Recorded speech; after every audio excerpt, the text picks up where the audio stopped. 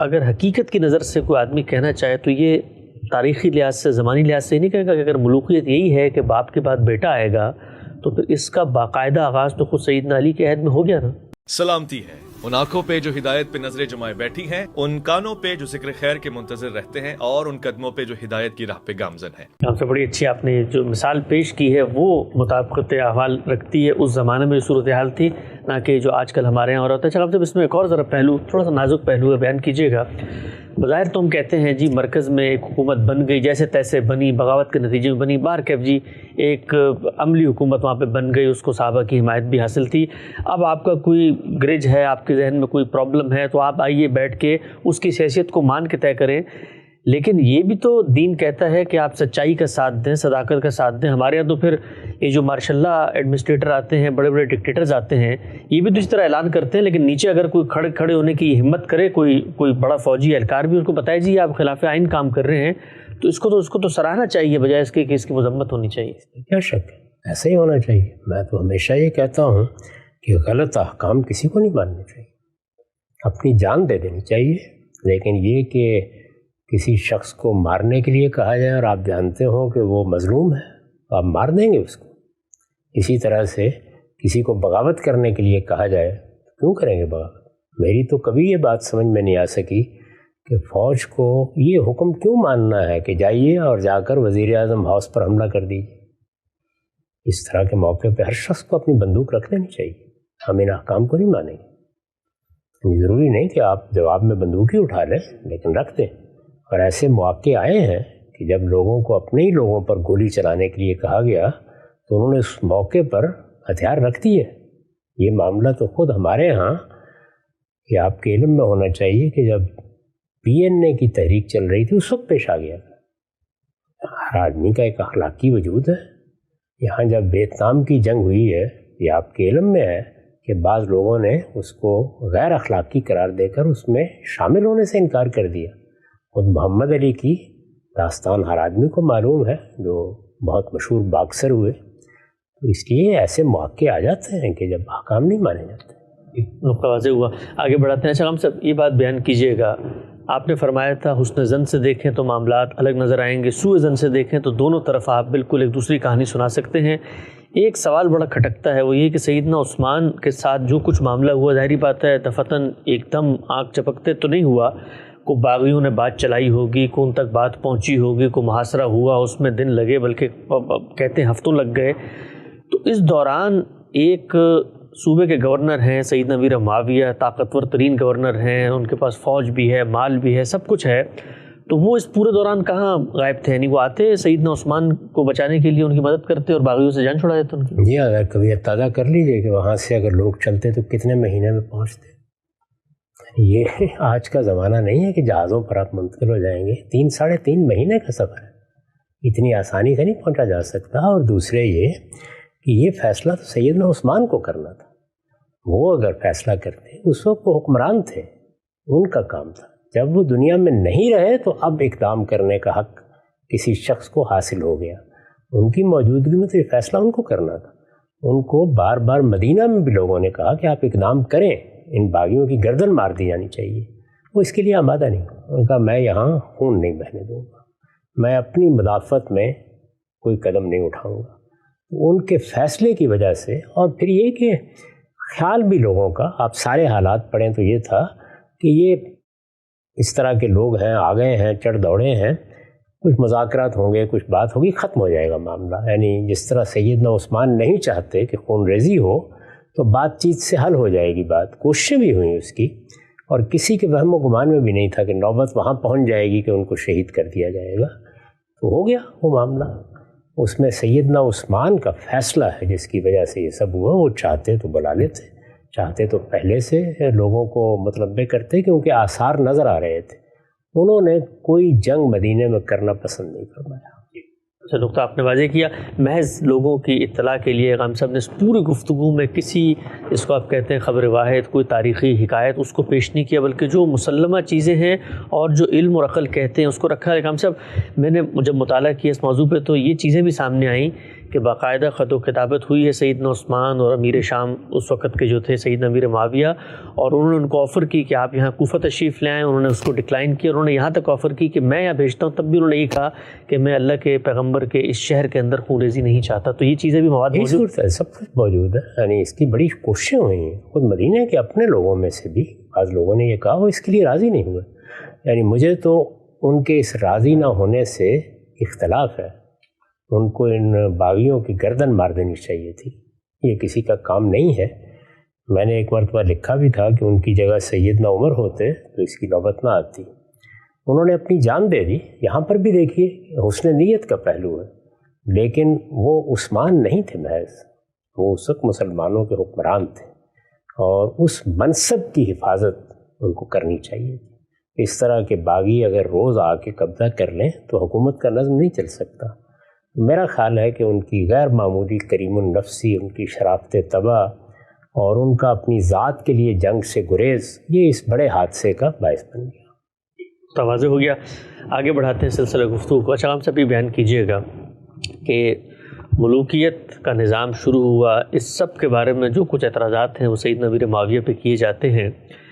سیدنا امیر معاویہ سے پہلے خود سیدنا علی جب دنیا سے رخصت ہوئے ہیں تو ان کی جانشینی پر انہی کے صاحبزادے سیدنا حسن رضی اللہ تعالیٰ عنہ وہ فائز ہوئے.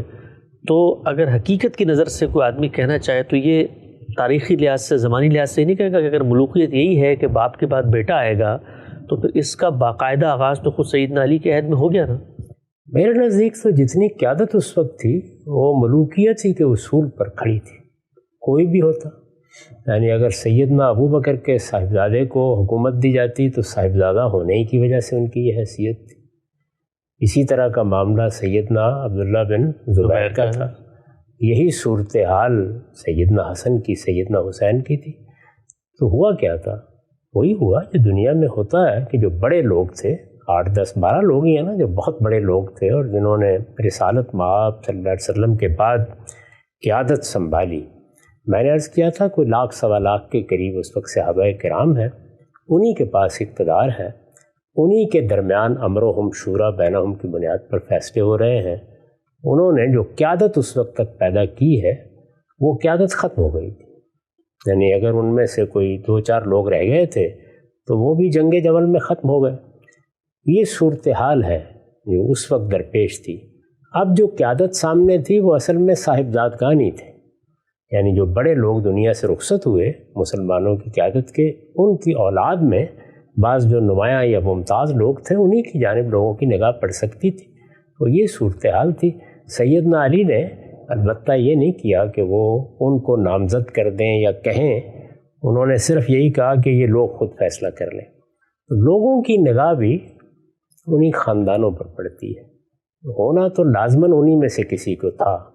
اب سوال یہ ہے کہ کون اس وقت نظم و نسق کو قائم کر سکتا تھا، کون اتنی بڑی سلطنت میں وہ عصبیت فراہم کر سکتا تھا کہ خانہ جنگی ختم ہو جائے، سب لوگ ایک جگہ جمع ہو جائیں. تو معاویہ رضی اللہ عنہ اور بنو امیہ اپنا اقتدار اتنا مضبوط کر چکے تھے اور ایسی جمعیت اور حمایت پیدا کر چکے تھے کہ یہ ممکن نہیں تھا کہ وہ جمعیت اور وہ حمایت کسی اور شخص کی طرف موڑی جا سکے. یعنی جب آپ کوئی فیصلہ کرتے ہیں تو آپ دیکھتے ہیں نا کیا وہ فیصلہ قابل عمل ہوگا. تو یہ بات کہ یہ سب بنو امیہ اور یہ ساری قوت اور جو کچھ اب تک فراہم ہوا ہے یہ محض معاویہ رضی اللہ عنہ کے کہنے پر کسی اور شخص کی طرف رخ کر لے گا یا اس کو اپنا لیڈر مان لے گا. یہ ذرا یہاں پر جو ہمارے ہاں لیڈرشپ ہوتی ہے اس میں اپنے کارکنوں کو بتائیے کہ آج آپ نے فلاں کو لیڈر بنایا ہوا تھا، پرسوں سے فلاں کو بنا لینا ہے. یہ کوئی آسان کام ہے؟ نہ عصبیت اس طرح تبدیل ہوتی ہے، نہ لوگوں کے جذبات ایسے تبدیل ہوتے ہیں، نہ وہ مرنے مارنے کے لیے تیار ہوتے ہیں. اس لیے کہ حکومت کو تو پھر طاقت چاہیے نا، زور بازو چاہیے. محض لوگوں نے کوئی ووٹ دے کے گھر سے واپس نہیں آ جانا. اس وقت تو اس کا اندیشہ ہے کہ اگر کسی کی حکومت نہیں مانے گی تو جنگ ہو جائے گی اور کوئی راستہ نہیں. اگر جنگ ہو جاتی ہے کون لڑنے کے لیے تیار ہوگا؟ یہ سارے معاملات ہیں جن پر 3-4 سال غور کرنے کے بعد انہوں نے یہ محسوس کیا کہ حل اس کے سوا کوئی نہیں ہے. اور یہ حل میں پہلے عرض کر چکا ہوں کہ کوئی مثالی حل نہیں ہے. اللہ تعالیٰ نے جو تعلیم دی ہے وہ تو وہی ہے.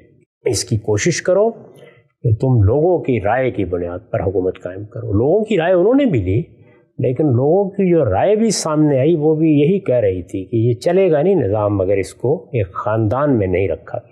ایک نقطہ واضح ہو گیا۔ اچھا ہم صاحب اس پورے کے پورے سینیریو میں سیدنا حسن کا جو رول ہے، کہا جاتا ہے کہ سیدنا علی کی شہادت کے بعد جب ان کو نامزد کیا گیا تو کوئی 40,000 کے قریب لوگوں نے باقاعدہ بیعت کی، وہ اگر چاہتے تو ان کے ساتھ بھی عصبیت کھڑی تھی۔ خود سیدنا علی کی مظلومانہ شہادت کے بعد شاید جذبات لوگوں کے اور بھڑکتے، لیکن انہوں نے اس سب کو پس پش ڈالتے ہوئے صلح کی طرف قدم بڑھایا، اور جو طاقت ان کو موجود اور حاصل بھی تھی اس سے بھی دستبرداری کا اعلان کیا۔ یہ خود سیدنا حسن کا جو پورا اقدام ہے سیاست کے زاویے سے اگر دیکھتے ہیں تو کس طرح کی آپ نے؟ جو کچھ تاریخی معلومات ہمیں حاصل ہیں ان سے معلوم ہوتا ہے کہ ان کی شروع سے یہی رائے تھی۔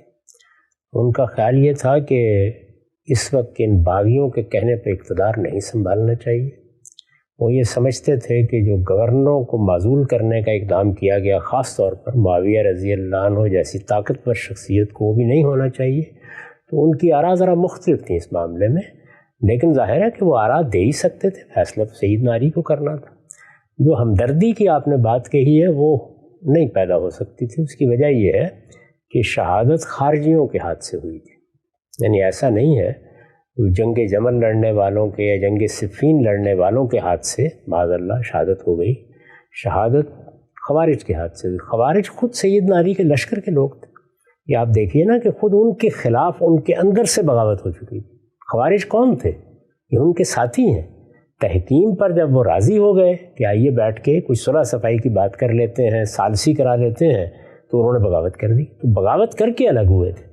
تو آخری جنگ جو جنگ نہروان ہے وہ انہی سے لڑی گئی ہے، اور اس کے بعد پھر انہوں نے منصوبہ بنایا کہ جو لوگ اس وقت اس خلفشار کا باعث بن رہے ہیں ان سب کو ختم کر دیا جائے۔ تو تینوں کے بارے میں منصوبہ تھا، یعنی حملہ سیدنا معاویہ پر بھی ہوا، عمر بن العاص پر بھی ہوا، اور سیدنا علی پر بھی ہوا۔ سیدنا علی پر ہونے والا حملہ کامیاب ہو گیا۔ اس وجہ سے کوئی ہمدردی کی لہر اس طرح نہیں اٹھ سکتی تھی۔ تو یہ بھی واضح ہو گیا۔ اچھا ہم سے بتائیے گا کہ اللہ کے پیغمبر کی ایک نصیحت، ایک معاملے کے بارے میں رائے جو سیدنا ابوبکر نے سقیفہ بنی ساعدہ میں پیش کی کہ بھائی میرے بعد قریشی کے اندر سے جو ہے وہ تمہارا امیر کا انتخاب ہوگا۔ سعد بن عبادہ جو ہیں، آپ نے خود بتایا کہ انہوں نے کہا کہ ایک امیر جو ہے ان سے کر لو، مدینہ والوں میں سے ایک یہاں سے کر لو۔ تو جب اللہ کے پیغمبر کی ایک بات وہاں پہ پہنچا دی گئی تو وہ جو صحابی رسول ہیں سعد بن عبادہ، گویا کہ وہ اس بات کو نہیں مان رہے، اور وہ پھر بھی کہہ رہے ہیں کہ ایک مجھے بنا لو اور ایک ان کو بنا لو۔ جب یہ بات سیدنا صدیق نے پیش کی تو جتنی بھی روایات ہیں سقیفہ کے حالات جن میں بیان کیے گئے ہیں وہ سب اس پر متفق ہیں کہ انہوں نے خطاب ہی سعد بن عبادہ کو کیا۔ وہی اس وقت رہنما تھے۔ یہ کہہ سکتے ہیں آپ کے قریش کے مقابلے میں جو لیڈرشپ تھی وہ سعد بن عبادہ ہی کی لیڈرشپ تھی۔ تو ان سے خود سیدنا صدیق نے پوچھا کہ کیا آپ کو یاد نہیں ہے کہ رسول اللہ نے یہ فیصلہ فرمایا تھا؟ انہوں نے تصدیق کی، انہوں نے اس سے انکار نہیں کیا۔ انہوں نے کہا صدق تھا، آپ درست کہہ رہے، حضور کا فیصلہ یہی تھا۔ ان کے اس تصدیق کرنے کا نتیجہ یہ ہوا کہ ان کے اپنے ساتھی اور انصار کے سب لوگ وہ ٹوٹ پڑے بیعت کرنے کے لیے سیدنا صدیق کی، بلکہ ان کے بارے میں یہ آتا ہے کہ وہ خطرہ ہو گیا کہ روندے جائیں گے لوگ۔ اس طرح جذبے کے ساتھ اٹھے کہ اگر حضور کا فیصلہ یہی ہے تو بس ٹھیک ہے۔ اس معاملے میں انہوں نے اس فرمان کی نفی نہیں کی، یہ نہیں کہا کہ یہ فرمان غلط ہے یا میں اس کو نہیں مانتا، کچھ نہیں کہا۔ تو پھر کیوں اپنے آپ کو تجویز کیا؟ وہ جانتے تھے فرمان موجود؟ یہ تو پہلے انہوں نے تجویز کیا جب غالباً وہ متنبع نہیں تھے، تو اس کے بعد انصار بھی اس وقت بحث کر رہے تھے، وہ بھی ان کے حامی تھے۔ ظاہر ہے کہ کوئی واقعہ پیش آیا، کوئی سال 2 سال پہلے پیش آیا، وہ بعض وقت ذہن سے نکل چکا ہوتا ہے۔ سیدنا صدیق نے جب بیعت دلایا تو سب انصار مان گئے کہ یہ بالکل درست بات ہے، ایسے ہی تھا۔ ٹھیک، ہم سب ایک تبصرہ آپ کی خدمت پیش کرتا ہوں۔ سننے والے نے آپ کی پوری گفتگو پہ کہا کہ آپ بنو امیہ کے دور کی تعریف کرتے ہیں۔ عرض یہ تھی کہ ایسا نہیں ہے کہ سیدنا حسین کو بھی اسی دور میں شہید کیا گیا، امام زین العابدین کو بھی ظاہر اسی دور میں دیا گیا، امام زید کو بھی اس دور میں بے رحمانہ مارا گیا، امام مالک کو بھی کوڑے انہوں نے لگائے، امام حنیفہ کے دور میں بھی ان کو بھی کہا جاتا ہے کہ زہر دے کے شہید کیا، امام احمد بن حنبل کے دور میں بھی ان کو کوڑے لگے۔ تو عرض یہ ہے کہ دین کی خدمت علماء اور محدثین نے کی، نہ کہ بنو امیہ نے۔ بنو امیہ کی تاریخ ظلم سے بھری پڑی ہے۔ یہ بات ہے کہ امام احمد بن حنبل کو بھی کوڑے مارنے کے لیے بنو امیہ کو قبروں سے اٹھایا گیا ہے۔ اس میں بہت سی تاریخی غلطیاں، ایسا ہوا ہی نہیں ہے کچھ بھی۔ باقی یہ ہے کہ حکومتوں کے معاملات میں جب بغاوت کی صورت پیدا ہو جاتی ہے تو بغاوت سے کیسے نمٹنا ہے اس میں ظاہر ہے کہ باغی بھی یعنی بغاوت کرنے والے بھی اقدام کرتے ہیں اور حکومت بھی اقدام کرتی ہے۔ میں سیدنا حسین کے اقدام پر یہ تبصرہ کر چکا ہوں کہ انہوں نے بغاوت کا کوئی اقدام ابھی نہیں کیا تھا۔ حالات کا جائزہ لینے کے لیے وہ جا رہے تھے، ان کو اطلاعات یہ تھیں کہ کوفہ ان کے والد کا مرکز رہا ہے، وہاں ان کے والد کے بہت چاہنے والے ہیں، وہاں انہیں حمایت میسر آئے گی۔ زیادہ سے زیادہ آپ یہ کہہ سکتے ہیں کہ بغاوت پیش نظر تھی یا کوئی اقدام پیش نظر تھا، اگر آپ بغاوت کا لفظ نہ بھی استعمال کریں۔ انہوں نے کوئی اقدام کیا نہیں، اسی لیے ان کی شہادت کو مظلومانہ شہادت ماننا چاہیے۔ جب اقدام نہیں کیا تو حکومت کا کام یہ ہے کہ وہ معاملات کرے، مصالحت کرے، بیٹھے گفتگو کرے، اور اگر فرض کر لیجئے کہ کوئی اور چیز نہیں ہو رہی تو زیادہ سے زیادہ گھر میں نظر بند کر دیا جائے، گرفتار کر لیا جائے۔ یہ صحیح نہیں تھا کہ اس میں نوبت وہاں تک پہنچا دی جائے، اور وہ یہ واضح بھی ہو جاتا ہے کہ نوبت اس لیے پہنچی کہ ان سے ایک ایسی بات پر اصرار کیا گیا جسے انہوں نے اپنی عزت نفس کے خلاف خیال کیا۔ جب بڑے لیڈروں کے ساتھ آپ کا معاملہ پڑتا ہے تو وہاں ان کی عزت نفس کا خیال رکھنا چاہیے۔ اللہ کے پیغمبر نے بھی ہم کو یہ ہدایت کی ہے، انسان بعض اوقات اپنی عزت کی حفاظت کے لیے جان دے دیتا ہے، اس طرح کی صورت نہیں پہنچانی چاہیے۔ تو یہ اس کے وجوہ اسباب ہیں۔ اس میں یہ باتیں تو بس ایک جیسے ہمارے ہاں لوگ تقریر کرتے ہیں اس طرح بیان کر دی گئی ہیں۔ امام مالک کو بھی انہوں نے کوئی کوڑے نہیں مرائے۔ نقطہ واضح ہو گیا۔ اچھا مطلب یہ جو قریش کو جب ان کی خلافت قائم ہو گئی اور نظر آ رہا تھا کہ اہل مدینہ کے اندر بھی ایک طلب موجود ہے سعد بن عبادہ کا ایک طرح سے خود اپنے آپ کو پیش کرنا، تو ان کی خلافت کے انعقاد کے بعد کوئی قاضی کو گورنر کو مدینے سے بھی لگایا تھے، وہ کہتے ہیں کچھ بھی نہیں انہوں نے لگایا، اس کے بعد یہ سب کچھ اپنا ہی جو تھا اسی میں تقسیم کیا۔ اہل مدینہ کو اقتدار میں شریک کیوں نہیں کیا گیا؟ یہ فیصلے یہ بر وقت کیے جاتے ہیں، حالات کے لحاظ سے کیے جاتے ہیں۔ اس میں آپ بیٹھ کر یہ مشورے کیوں دینا شروع کر دیتے ہیں؟ ہمارے ہاں بعض اوقات ایسی صورت پیدا ہوئی ہے کہ ایک ہی صوبے سے سب لوگوں کو تقرر کرنا پڑ گیا، وزیر اعظم بھی وہیں سے ہے، صدر بھی وہیں سے ہے، سینٹ کا سربراہ بھی وہیں سے ہے، اور بعض موقعوں پر ہم اس میں کامیاب ہو جاتے ہیں کہ اس کو تقسیم کر دیں۔ تو ہر چیز کو الگ سے دیکھنا چاہیے۔ یہ ایسا نہیں ہوتا کہ آپ کوٹا سسٹم ہی ہر جگہ اختیار کر سکتے ہیں، لوگوں کی صلاحیت دیکھنا پڑتی ہے، کون نظم و نسق سنبھالے گا، معاملات کیا ہوں گے۔ کہ آج کے زمانے میں بیٹھ کر اس حاضر کو ماضی میں داخل کر کے جو فیصلے سنائے جاتے ہیں یہ بالکل ناقابل فہم ہے۔ یعنی زیادہ سے زیادہ کسی شریف النفس آدمی کا کام یہ ہے کہ وہ بہت شائستگی کے ساتھ یہ ہے کہ جو حالات ہمیں معلوم ہوئے ہیں ان میں یہ فیصلہ مجھے درست معلوم نہیں ہوتا، بس اس سے زیادہ کیا ہے۔ فیصلہ اس وقت کے لوگوں نے کرنا ہے، بر وقت جو وہ حالات دیکھیں گے اس کے لحاظ سے فیصلہ کریں گے۔ یہ ہم اپنے گھر میں بیٹھ کر اس طرح کے معاملات میں فتویٰ دینا کیوں شروع کر دیتے ہیں؟ ایک نقطہ واضح ہو گیا۔ ایک اور تبصرہ ہم صاحب کی خدمت میں خاتمے کی طرف ہم بڑھ رہے ہیں۔ یہ فرماتے ہیں کہ ایسا نہیں ہے کہ عباسی امویوں سے کہیں بہتر تھے، انہوں نے امویوں کے برعکس نئے مسلمانوں پر جزیہ نافذ نہیں کیا، مختلف نسلوں سے تعلق رکھنے والے لاکھوں افراد اسلام کے دائرے میں آئے، اس سے مسلمانوں کی تعداد میں اضافہ ہوا، وہ غیر عربوں کی طرح متعصب نہیں تھے۔ اس کے برعکس اسپین میں جہاں عبد الرحمن اول نے سلطنت کے زوال کے بعد امی سلطنت قائم کی تھی، اسلام قبول کرنے کی شرح بہت کم رہی اور اس کے بعد اسلام کی دعوت بھی اسپین اور وہاں پر نہیں پھیلی۔ میں تو کسی خاص خاندان کا کوئی مقدمہ نہیں لڑ رہا، صرف یہ بتا رہا ہوں کہ سیدنا معاویہ رضی اللہ عنہ کے اقدامات کی نوعیت کیا تھی، اور بنو امیہ نے اس کے بعد جو حکومت قائم کی وہ ایک بادشاہت تھی، وہ یہاں قائم ہوئی یا وہ ہسپانیہ میں قائم ہوئی۔ تو بادشاہت میں کسی اقدام پر آپ کو اتفاق ہوگا، کسی پر اختلاف ہوگا، لیکن یہ جو داستان سرائی کی گئی ہے اس کو بھی اگر آپ تاریخ کی روشنی میں دیکھیں گے تو یہ ایسے نہیں ہے۔ واضح ہو گیا۔ شاہ ہم صاحب یہ بتائیے کہ بہت سارے محققین قریب عہد کے انہوں نے بھی اس موضوع پر قلم اٹھایا ہے۔ ایک بڑا معروف نام آتا ہے ہمارے محمود عباسی صاحب کا، ان کی کئی کتابیں ہیں۔ وہ یہ کہتے ہیں کہ جو کربلا جو ہے یہ تو آتا ہی نہیں تھا کوفے کے راستے میں، یہ تو کہیں دمشق کے راستے میں آتا تھا، اور یہ جو کچھ ہمارے ہاں باتیں پھیلی ہوئی ہیں اس سے بالکل مختلف کہانی ہے خود واقعہ کربلا کی۔ اس طرح کے جو محققین ہیں ان کو بھی آپ نے پڑھا، کیا تاثر ہے آپ کو ان کے بارے میں؟ کوئی حرج کی بات نہیں ہوتی، جب واقعات بیان ہوتے ہیں تو ظاہر ہے کہ اس کا تجزیہ کرنا، اس کی تحلیل کرنا یہ مورخین محققین ہی کا کام ہے، وہ کرتے ہیں۔ یعنی یہ متعین کیا جائے گا نا کہ جس جگہ جنگ ہوئی ہے یا وہ معرکہ پیش آیا تو کیا وہ کوفے کے قریب ہے، کیا وہ دمشق کے راستے میں ہے۔ یہ تو وہ چیزیں نہیں ہیں کہ جن کو آپ تاریخی روایات سے دیکھیں گے۔ دمشق بھی وہیں ہے اور وہ جگہ بھی وہیں ہے، تو اس کو اگر کوئی آدمی بیان کرتا ہے تو اس کے کچھ وجوہ اسباب بھی پھر بیان کیے جاتے ہیں. یعنی یہ بتایا جاتا ہے کہ غالباً وہ راستہ اختیار کر لیا گیا تھا کہ براہ راست یزید سے بات کر لی جائے، لیکن ان لوگوں نے جانے نہیں دیا. تو ایسی بہت سی چیزیں ہیں جو اسی طرح اہل تحقیق سامنے لاتے رہتے ہیں. اصل میں ہمیں اپنا ذوق اور رجحان بدلنا چاہیے. اگر ہم تاریخی تحقیق کے اسلوب میں ان چیزوں کو پڑھیں، ان پر تنقید بھی کریں، اگر ان میں کوئی چیز غلط ہے تو اس کی نشاندہی بھی کریں، تو کوئی حرج کی بات نہیں. تاریخی واقعات جو اب پیش آ رہے ہیں، جو دنیا میں پیش آ رہے ہیں، ان سب میں 2-3 موقف ہوتے ہیں. ان کا جائزہ لینے میں کوئی حرج کی بات نہیں. ہم یہاں تک رہتے نہیں. ہمارا معاملہ یہ ہے کہ ہم جس طرح سے موجودہ زمانے میں اپنے اپنے لیڈر کے ساتھ کھڑے ہو کے اس کی نگاہ سے چیزوں کو دیکھ رہے ہوتے ہیں، وہی طریقہ ہم ماضی میں بھی اختیار کر لیتے ہیں. تو محققین کا طریقہ یہی ہوتا ہے کہ وہ چیزوں کا بے لاگ تجزیہ کرتے ہیں، چیزوں کو ان کے صحیح مقام پہ رکھ کے دیکھتے ہیں اور کوشش کرتے ہیں کہ بدظنی سے کام نہ لیا جائے، اچھے پہلو سے چیزوں کو دیکھا جائے. اگر کوئی واقعہ ہوا ہے تو اس کی صحیح توجیہ کی جائے، اخبار احاد کی بنیاد پر الزامات نہ لگائے جائیں، بلکہ ہر پہلو سے چھان پھٹک کر طے کیا جائے کہ کہاں غلطی ہوئی ہے. اور یہ کوئی بھی نہیں کہتا کہ کسی سے غلطی نہیں ہوتی. میں آپ کو بہت سی مثالیں دے سکتا ہوں جہاں سیدنا عمر کے اجتہادات سے اختلاف کیا جا سکتا ہے. تو اختلاف کرنا کوئی بری بات نہیں ہے. اقدامات سے بھی اختلاف ہوگا.